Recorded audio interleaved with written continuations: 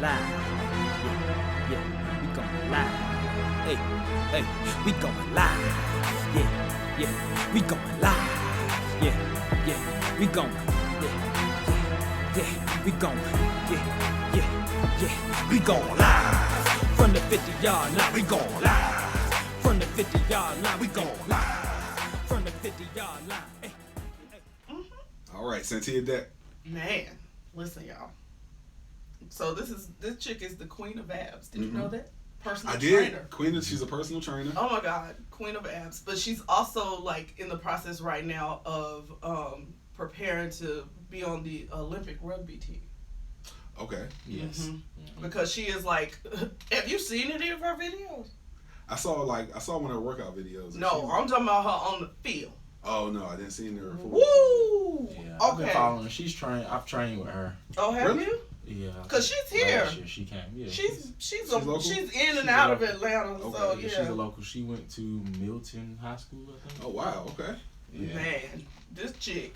So anyway, so y'all know who we're talking about. Santia Deck is she is the first she wants to be the first woman, female to go to the NFL Combine. Mm-hmm. Okay. I thought it was pretty cool. Yeah, no, definitely. Especially like we just talked about a few months ago about the young lady who wants to be Tony. the first. Yeah. Mm-hmm. She wants to be the first to play in the NFL. NFL, yeah. So. Cause she's like got a scholarship to play football. But with this, I read some of her backstory. It was funny. So at 2, Oh wow. at 2 years old, her doctor told her parents she's got a runner's body at 2, and so that was like the start of her being. So that's what it is when you watch her videos. It's ridiculous. It's really not fair for her to play sports with females because she's so fast. It's ridiculous. Is she strong too? Mm-hmm. You would know. I'm just saying. You worked out with her, cause she's a workout warrior. I saw one of her. Yeah. Definitely is. One of her clips. Like she's definitely a workout warrior. Listen, I know. I looked at her abs and I said, "Oh, okay." Queen, yes, yes, Queen she got ass. that. I'm like, oh, if only, if only. But yeah, no, I just thought it was cool that she's so ambitious, to even think like that. Mm-hmm. Absolutely. You know what I mean? Like I think that's cool, and I hope that she does well with the rugby, with the Olympics. The Olympics, Yeah, that might set her up right there. Mm-hmm. Yeah, she like I say, has an amazing drive, a very hard worker, very consistent, you know, from the things that she posts for her brand, you know, outside of that, very driven, you know, just coming from that side, like, you know, often we see athletes and the things that they go through, and her even her background story of having scoliosis, and you know, certain things like that. You know, it shows you the true side of sports. You know, and it's nothing like it because it's something that we all can look at and find inspiration in. You know, you see those pictures all the time of, you know, the guys who've been amputees and stuff like that. Those guys that are out there playing, and you see it, and it inspire someone, you know, to do something. Yeah. And I guess for me the question is, okay, well, where do we mesh the two, or where do we get the women's football leagues that they have been developing? How do we get those up for people to value and see value in it the same way that we are starting to see the WNBA? You know? Right. Yeah. Because I think it was a comment made about women's basketball, and it was like, it's WNBA. It's basketball. You don't have to say we know. We know who they are. We know who they are. They deserve a certain level of pay. They're professionals. Absolutely. You know, and it's just finding that way to push it. You know, to push it and make it a priority. You know, Right. And I think part of it is just due to the fact of how we digest football for so long. Yeah. I mean, that's a hard thing. Yeah. There are quite a few leagues out here. Quite a few. Yeah, Quite a few. I remember. You guys may not be familiar with this, but, well, you might. Oh, it's the Sport and Learning Complex. It's right next to the Redskins Stadium out in Maryland. Yeah, I have a friend that plays on that team. On that team, yeah. Kristen Jones. Okay. She plays a former classmate from Northeastern University. I never would have thought that she would play. Another friend of mine, she coaches now. Coco. She played on the team here. Okay. They I know actually Coco. travel. Yeah. I know Coco. They travel. She played running back for a team. Mm-hmm. So sure did. you know, like you say, it's an interest. I just think it'll take more men speaking up and saying, "Hey, we're interested in this," not just from the lingerie league football side, but actually, full contact, want to see it, want to develop, want to do it. But then, like you say, we know the trauma that comes into full contact football. They might know it too. And they might be okay with it the same way you knew it when you decided to do it, so they might be okay with that. I mean, yeah. All I can say is it'll be interesting. It's different when I think when women are playing amongst each other, versus like a woman playing with men, with that type of collision. For me, it always worries me. I think I told you a story about the young lady who came out and played on the team, and I think my coach intentionally put me in drills with her, and I was like, no, I'm not doing it. Right. Like I felt like, and she really loved the game of football. I can't remember her last name, but her name was Eris.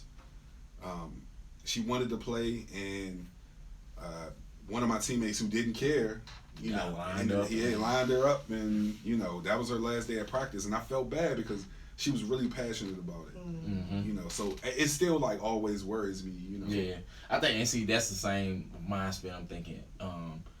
Velocity of the hits, totally different. Speed, totally different. So I think the competitive side of keeping it just what it is definitely. But to see her go and perform at the combine would be awesome. She didn't say she wanted to go play in the NFL. I think she just wants that opportunity to show what she can do. And I'm pretty sure they'll give her a shot. Yeah. Because they let a lot of people shadow and go through the drills, and I think it would be some good publicity because the NFL. They need anything. I got a connection I might try to make for her because with Desi, they reached out to us because they're trying to clean their image. Of course they are. Right now. Yeah. Of course they from are. the outreach side. So it's a gentleman from New Era who just took over this social, because everybody's adding a social media. Of course. He just took over that department. He reached out to us, and they're trying to do a lot of stuff to clean up the image in the community. Of course. Okay. So it could be, an opportunity there. It's just like you said. It's just obviously, it's the brand, it's the image, and doing that kind of stuff. But like you said, it's to see that would be amazing. Definitely it would be amazing. Yeah. Like even AP, I don't know if y'all know this, but APS is I think she's considered the assistant. They're doing women's football for high school. Okay. Yeah. But even before that, Candace Mitchell, who was the assistant AD for the district, played football. Okay. She went and played women. Okay. She played football. And so, like, the whole idea of, women in football isn't new to me, only because one of the coaches, she was the first female high school football coach in the country. Head coach. Okay. Was at my high school in D.C. Really? Yeah, I can't think of her first name, but her last name was Rudolph. Okay. And she took Coolidge to a championship a few years back. Man, it was more than a few years now, maybe about 6 or 7. She was a really good coach. She commanded the attention of the team, but she played football. She played on the same team, we were talking about that, played over at the PG Sports and Learning Complex. So I think, more opportunity in football, and we'll talk a little bit about this later, about coaches, female coaches in football, is important, and it's good to see. I love it. I you know what? I say go for it. And obviously Black Girl Magic. Yeah. For this young lady to Black go Eyes and Rock. do her thing. I'm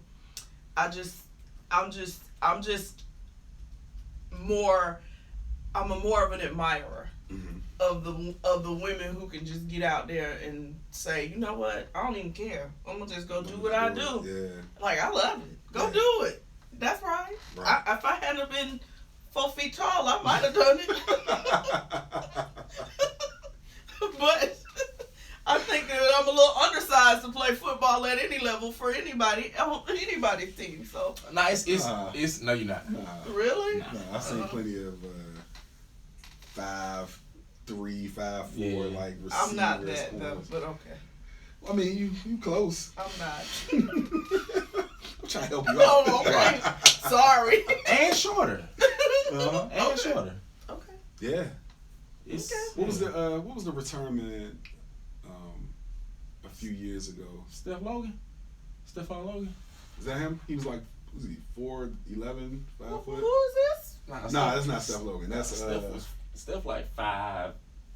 I don't know, 5 and some change, like 5'5", okay. 5'6", 7'8", I don't know. But reasonably This shorter dude, than everybody else. this dude played for the Skins and then he went and played in Canada. Oh, Speedy Banks, Brandon Yes. Banks, Yes, him. Brandon Banks, yeah. He ain't more than 5'1".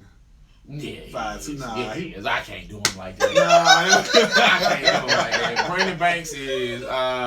I give him. He's. God, he said 5'1". yeah, nah, he was a little guy. I seen him out in front of Park. Now It's the perspective, that's now all. size wise, he's tiny. definitely 5'7". He's that not tall? 5'7". 5'7". They done lied on them. No, Right.